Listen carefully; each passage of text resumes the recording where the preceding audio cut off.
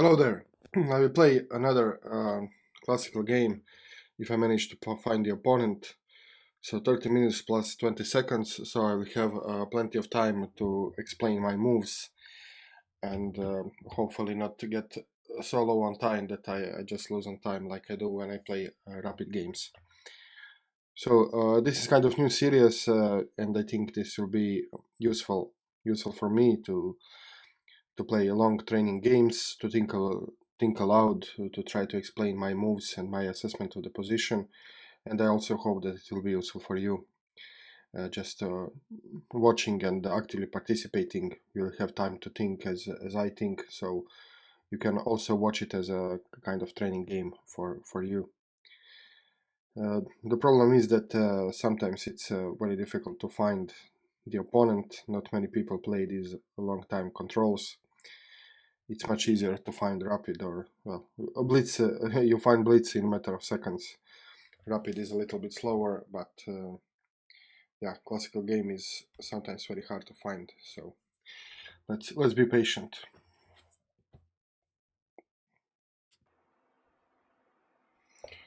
Okay, here it is. I play as black. He plays d4. Let me just go to. I think most likely Queen Gambit declined. Okay, I think he plays some kind of London setup here, I would suggest. So let me just continue my normal development. So knight f6 is the move I would play anyway. So let's just play it right now and see what happens. Usually I would like to challenge this by playing c4, but maybe not immediately. Okay, this is now Cole's system, so he'll probably go something like here and then look for e4 break. So let's just continue my development, and I'm looking for c5 move. Okay, knight aiming at e5. Yeah, I think when you are black, when you play a king spawn, queen spawn opening, c5 move is something you want to achieve. So I think I'll play it immediately. So just to give some space, some breathing space for my pieces. Now I can develop my knight. Okay, this is something which happens when you play c5. So how should I block it? Should I block it with the bishop, with the tempo? I can block it with the knight, but then I have this issue. I block it with the bishop.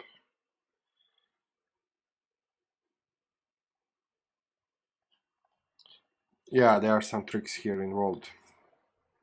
So I need to be careful now. So if I block it with the bishop, he can bring his bishop out here. Take. Block with the knight. He brings his knight here.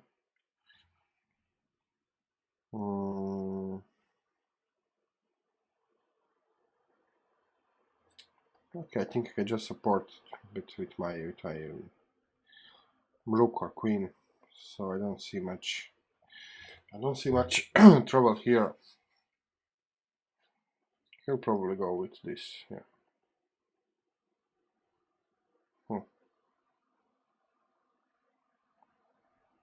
Maybe c5 was too early or too late. Okay, let's here. I just hope I will not do some crazy blunders. So here takes.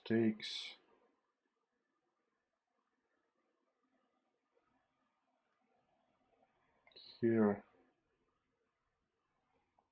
here. And then this pawn falls, but it doesn't really matter. If I play knight immediately, he'll just come with the bishop. I can go here, he'll come here. And then I can maybe take the knight.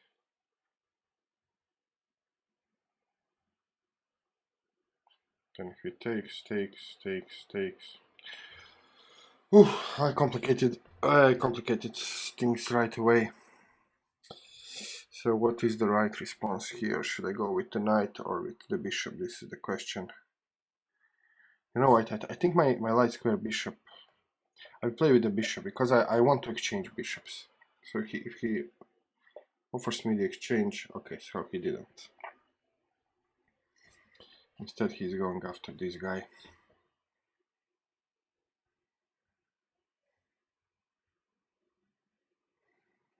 Okay, can I just develop knight now? And if he takes, I can take. I'm not sure. I could just play b6.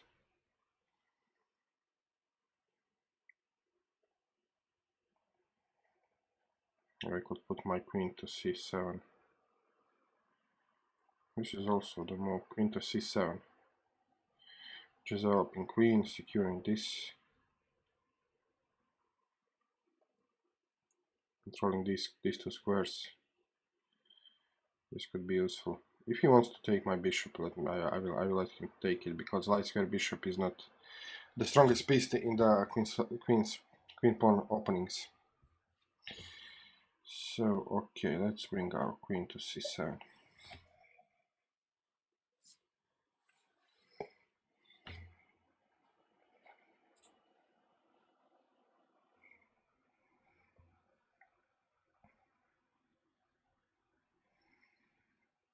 Let's see what he will do next.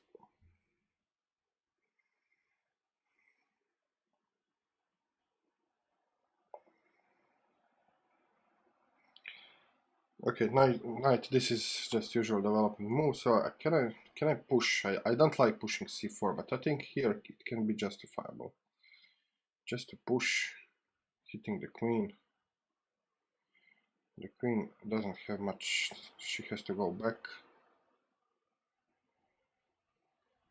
Okay, I have released my bishop.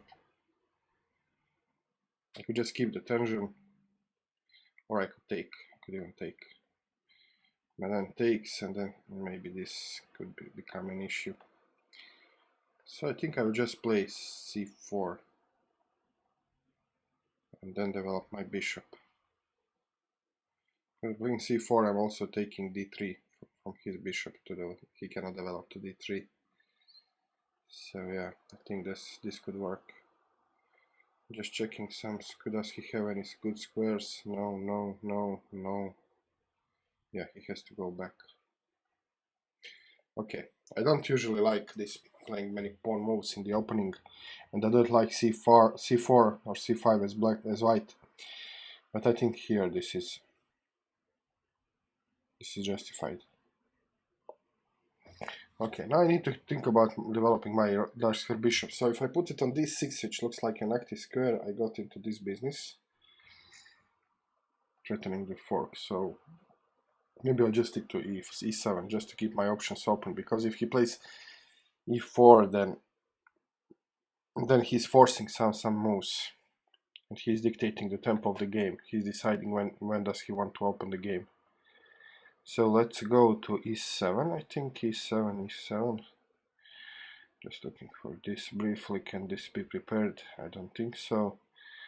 So just e7 and knight will come here later. Or should I play knight immediately? If he jumps here, I can. Yeah, but I'm not afraid of this. What can he do here? He can take my useless bishop. So okay. So let's develop my bishop.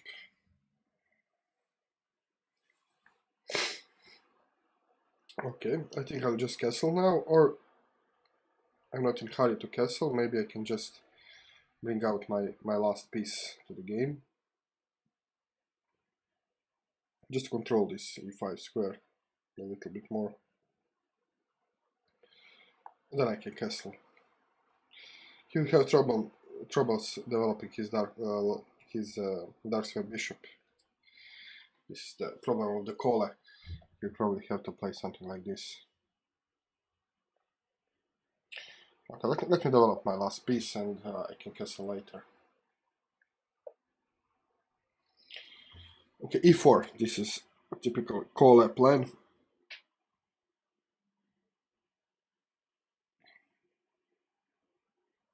I think I have to take, because I don't want to allow e5.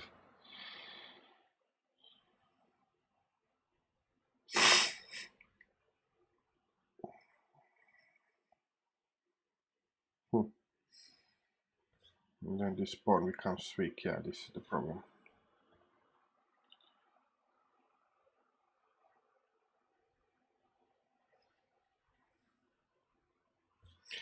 I support it with b5.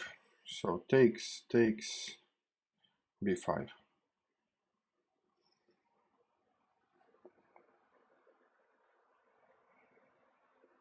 Yeah, okay. This is what I will do.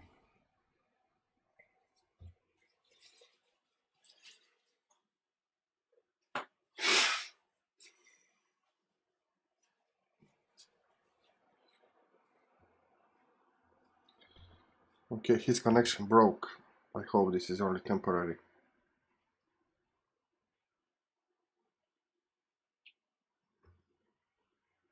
This is the problem with longer games.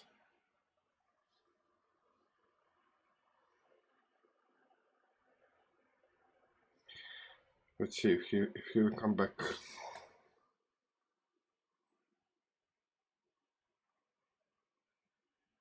Yeah, he looks like a serious player because he's playing practically only classical games. He played 2000 over 2000 classical games, so he looks serious. He played just a little bit Blitz 7 games.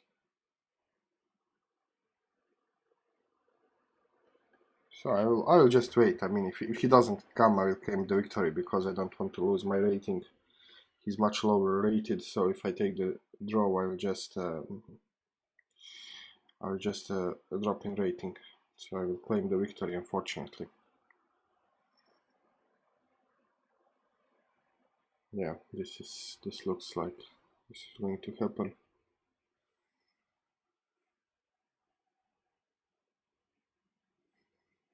Yeah, I will probably not even post this video if this, or maybe I should. I could. I don't know. Yeah, I mean, why not? It's 10 moves. We can analyze. We can learn something about openings. Yeah, I will analyze the game even if he leaves the game, and well, we will learn something.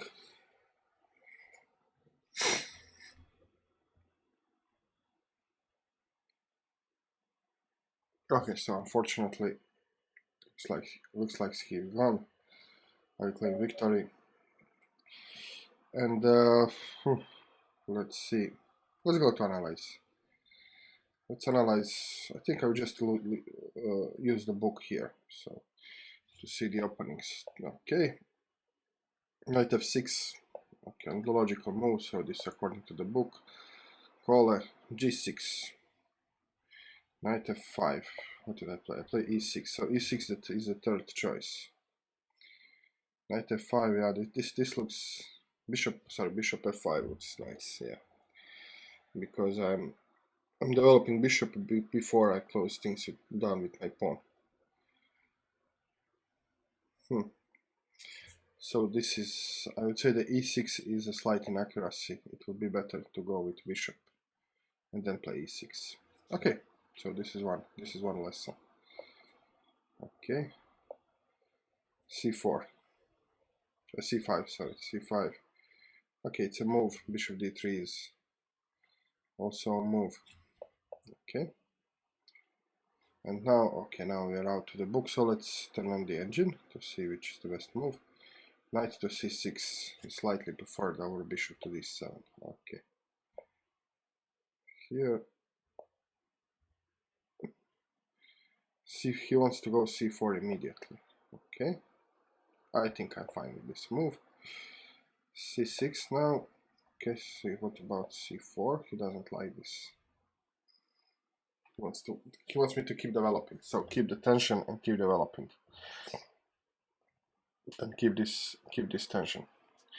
Okay, maybe this is the better move. Just developing. Okay. Okay, so computer is not afraid about this stuff because you have to take anyway, and then you control e5. Okay, so maybe the second lesson is not to be afraid to develop bishop on a more active square. So you remember I was thinking here between bishop to e7 or bishop to d6, and I decided bishop to e7 because I didn't want to face these threats, so maybe this was better. Okay, another lesson. Bishop to e2, knight to c6. He wants bishop to c6, so he sees this kind of setup as better. Okay, maybe I can see the value of having bishop here. Yeah, but now he changed his mind and knight c6 is the best. Okay. And now he doesn't even take. He wants to play castle. So let me just see this line. Castle. What if he plays e5? Yeah, I was thinking about this briefly, but I don't see the point. So what's my continuation here? f6. Never play f6. Okay, interesting line. I wouldn't play like this. I was thinking about this briefly, but I just discarded. So after takes, now he has some kind of advantage. The game could continue. Knight takes c4, and I was intending to play b5, I think, here. So b5, a4. Yeah, the problem is that I cannot defend this pawn.